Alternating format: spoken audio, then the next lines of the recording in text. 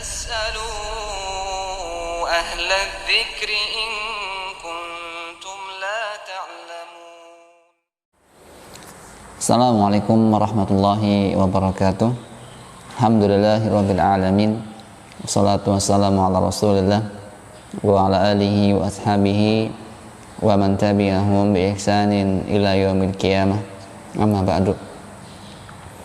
Baik, para santri sekalian, ikhwan maupun akhwat yang dirahmati Allah Subhanahu wa taala, anak-anak aliyah kelas 11, kita akan melanjutkan mempelajari sedikit tentang bahasa Arab ataupun kaidah di dalam bahasa Arab, yaitu masih bersama dengan kitab Mukhtarat yang dikarang oleh Ustaz Aun Rafiq bin Ghufran hafizahullah. Kemarin sudah kita baca tentang al-babul awal, bab yang pertama, yaitu muqaddimah. Bab yang pertama sudah kita sebutkan tentang kalam. Apa itu kalam? Kalam adalah susunan kata yang memiliki arti sempurna. Itu kalam. Itu kemarin sudah kita baca. Kemudian yang berikutnya kita akan masuk di al-babu tsani. Bab yang kedua, yaitu al-ismu min haitsu qawaidus sarfi. Al-ismu min haitsu qawaidus sarfi. Bab yang kedua adalah isim ditinjau dari kaidah sharaf. Ini bab yang kedua. Isim ditinjau dari kaidah sharaf. Bab yang kedua ini, ya, isim ditinjau dari kaidah sharaf ini memiliki pasal. Ada banyak pasal-pasalnya. Ada banyak pembagian-pembagiannya tentang isim ditinjau dari kaidah sharaf. Nanti kita akan pelajari satu persatu pembagian dari isim ditinjau dari kaidah sharaf. Ya, ada pembagian, ada pasal-pasalnya. Kemudian beliau menyebutkan di sini tentang kaidah sharaf. Ya, kaidah sharaf ialah kaidah khusus pada pembentukan kata dan perubahannya, baik karena pengulangan ataupun penambahan huruf. Itu kaidah sharaf. Yang bisa kalian lihat di halaman 5. Di halaman 5. Kaidah khusus pada pembentukan kata dan perubahannya, baik karena pengulangan atau penambahan huruf. Ini kaidah sharaf. Jadi kaidah sharaf itu kaidah yang khusus untuk membentuk satu kata. Ya. Karena dikurangin atau karena adanya satu penambahan. Ini tugasnya kaidah sharaf. Kemudian beliau menyebutkan di sini kebanyakan kata tersusun dari 3 huruf. Ya, kata dalam bahasa Arab kebanyakan tersusun dari 3 huruf. Kemudian diikutkan dengan wazan ataupun timbangan fa'ala. Seperti fa'ala, ya, seperti kalimat jalasa, ya, diikutkan dengan timbangan fa'ala. Ya, kalimat jalasa diikutkan, digabungkan dengan kalimat fa'ala. Itu bab yang kedua. Sekarang kita masuk di pasal pertama dari bab kedua. Ya, bagian pertama dari bab kedua. Beliau menyebutkan al-faslul awal, pasal yang pertama.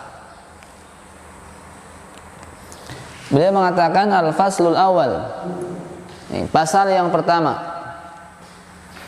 Pasal yang pertama adalah beliau mengatakan al-ismu binadhari ila bunyatihi. Al-ismu binadhari ila bunyatihi. Isim ditinjau dari bangunan akhirnya.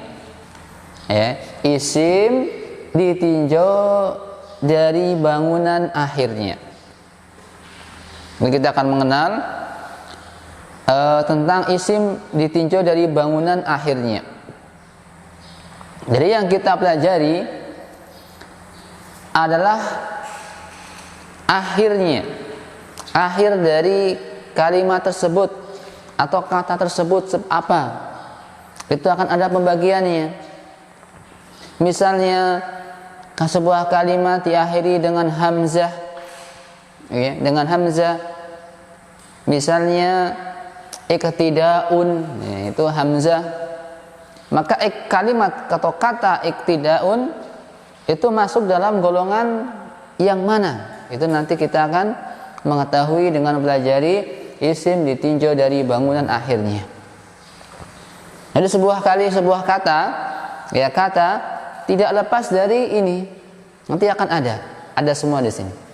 Kita bisa menentukan sebuah kata ini masuk dalam isim yang mana. Nanti kita akan menemukan. Kita masuk isim ditinjau dari bangunan akhirnya terbagi menjadi 4. Jadi ini terbagi menjadi 4. Ini 1. Pembagian yang pertama adalah isim maksur. Ya, saya ulang, isim ditinjau dari bangunan akhirnya ada 4 macam. Yang pertama adalah isim maksur. Apa itu isim maksur? Yang punya buku, lihat di buku, ada di buku. Ialah isim yang diakhiri dengan huruf alif. Alif. Alif ada 2 macam. Ada alif bengkok, ada alif yang lurus kayak tiang listrik. Ya. Ialah isim yang diakhiri dengan huruf alif. Ini mulai alifnya. Yang sebelumnya berharokat fathah. Ya. Isim yang diakhiri dengan huruf alif yang sebelumnya berharokat fathah. Ini isim maksur. Contohnya ad-dunya diakhiri dengan alif. Al-huda diakhiri dengan alif juga. Maka kalau kita mendapatkan sebuah kata kok diakhiri dengan alif, baik alif yang bengkok ataupun yang lurus, pastikan itu adalah isim maksur. Dia isim maksur. Banyak, contohnya banyak. Bisa al-mustafa, kemudian al-fata, dan yang lainnya. Yang intinya diakhiri dengan alif, yang lurus maupun yang bengkok, pastikan itu isim maksur. Kemudian lihat harokat sebelumnya. Ini harus kita lihat. Ya, kita lihat ini. Jadi diakhiri dengan alif, lihat huruf sebelumnya fathah. Ini yang harus kita perhatikan 2. Diakhiri alif, huruf sebelumnya adalah fathah. Itu isim maksur. Kemudian yang kedua, pembagian yang kedua, isim ditinjau dari bangunan akhirnya yang kedua adalah isim mangkus. Ialah isim yang diakhiri dengan ya. Yang tadi diakhiri alif. Ini isim yang diakhiri dengan ya, tetapi huruf sebelumnya berharokat kasroh. Ini isim mankus. Isim yang diakhiri dengan huruf ya, huruf sebelumnya berharokat kasroh.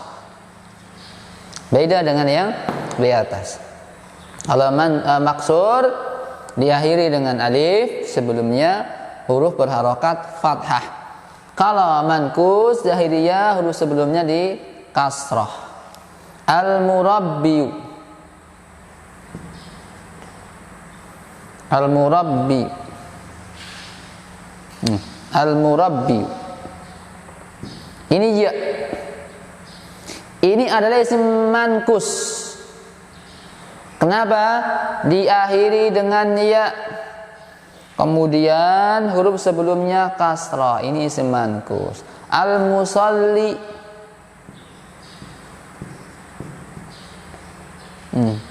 sama, ini diakhiri dengan ya. Huruf sebelumnya kasrah, ini adalah isim manqus. Ini mudah, insyaallah mudah, bisa semua. Yang ketiga, pembagian yang ketiga adalah isim mamdud. Ialah isim yang diakhiri dengan huruf hamzah. Isim yang diakhiri dengan huruf hamzah. Huruf yang sebelumnya adalah huruf alif. Diakhiri hamzah, akhirnya hamzah, tetapi sebelum hamzah hurufnya adalah huruf alif. Dawaun, ini huruf hamzah, seperti ini modelnya. Sebelumnya ada huruf alif. Samaun, ini hamzah, sebelumnya alif. Dan yang lainnya. Ini hanya sekedar contoh. Yang terakhir, pembagian isim ditinjau dari bangunan akhirnya yang keempat.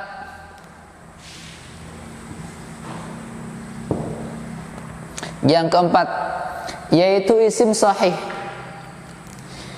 Ialah isim yang tidak diakhiri dengan ketiga huruf di atas. Isim yang tidak diakhiri dengan alif, tidak diakhiri dengan ya, tidak diakhiri dengan hamzah. Itu namanya isim sahih. Contohnya qalamun. Kita lihat akhirnya. Akhirnya adalah huruf mim. Bukan huruf alif, bukan huruf ya, bukan huruf hamzah.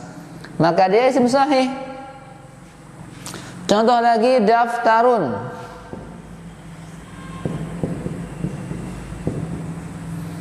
Ini isim sahih. Kenapa? Karena dia berakhiran dengan huruf ra. Huruf ra, ya. Bukan dengan huruf ya, bukan dengan huruf alif, bukan dengan huruf hamzah. Maka itu adalah isim sahih. Jadi saya kira ini mudah, ya. Hanya sekedar pengenalan, ya, kalian pahami definisinya. Ya, isim ditinjau dari bangunan akhirnya ada 4 bagian. Yang pertama maksur. Ya, untuk memahami kalian pahami definisinya. Isim yang diakhiri dengan huruf alif yang sebelumnya huruf berharokat fathah. Yang kedua pun demikian, yang ketiga dan yang keempat sama. Ya. Jadi para santri sekalian yang dirahmati oleh Allah Subhanahu wa taala, ya, kenapa kita mempelajari bentuk seperti ini? Ya, kenapa kita mempelajari untuk apa sih kita mempelajari pembagian isim ini? Tidak belajar pun misalnya tidak masalah. Ya, tidak demikian. Ini nanti kaitannya dengan i'rab. Ya, kaitannya dengan pengi'raban. Karena isim maksur, isim manqus, isim mamdud, isim sahih ini memiliki i'rab yang berbeda-beda. Isim maksur, ya, rafa'nya apa, nasabnya apa, majrurnya apa, manqus pun demikian, berbeda. Makanya kita harus bisa membedakan kalimat ini masuk isim yang mana. Maka setiap kalimat, setiap isim itu masuk dalam salah satu dari 4-nya ini. Itu setiap isim.